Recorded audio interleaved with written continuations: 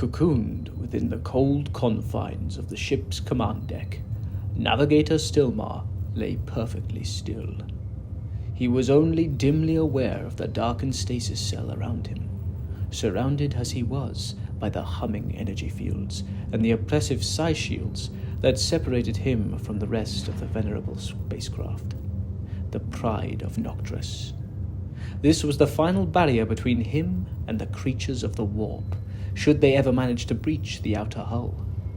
It was best, thought Stillmar, not to dwell on such things, for once in warp transit, fear was his worst enemy. Fear alone could cause his ship to deviate in its trajectory so that when it re-entered real space, it would be thousands of light years off course, or worse. During his years of training, he had repeatedly learned that fear was the gateway by which the creatures of the warp could enter his mind. So Stillmar cast aside his morbid thoughts and doubts to instead concentrate on the roaring passage of the immaterium around his ship's outer stasis envelope. As he returned to his trance-like state, Stillmar's third eye opened. Once more, he could see the strange but familiar flowing of the warp, sensing the waves the pride of Nocturus made as it traversed the shadow realm of the immaterium.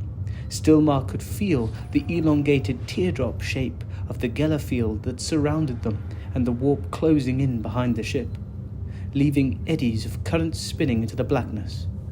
Amidst those eddies, he could hear vague things made real by the thoughts of the crew. Incorporeal hopes and fears embodied within the warp and then sloughed away by the ship's own passage. For a moment, Stillmar could hear his own voice calling to him, a thin cry of warning and terror. "Go back! Go back!" before it was swallowed forever. Stillmar was used to such things.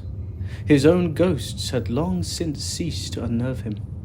He often wondered, however, what happened to the drifting and congealed emotions given form by his own mind. Did they simply dissolve back into the warp, as was commonly supposed, or did they wander forever? If so, what were they like, these creatures which were dragged into life by the countless random processes of his subconscious?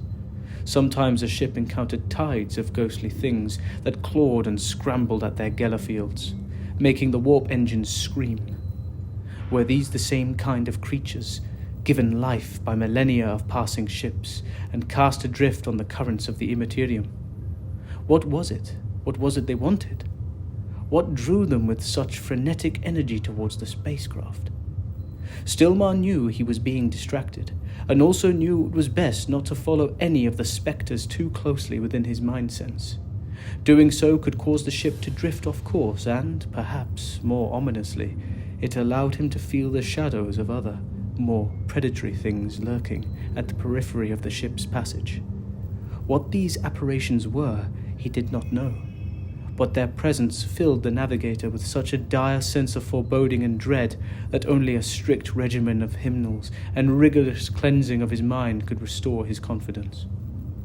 Although Stillmar did not know what those entities out in the warp could be, he knew they were drawn to him and his ship, and could not shake the feeling that they were stalking them like a voracious beasts following a blood trail.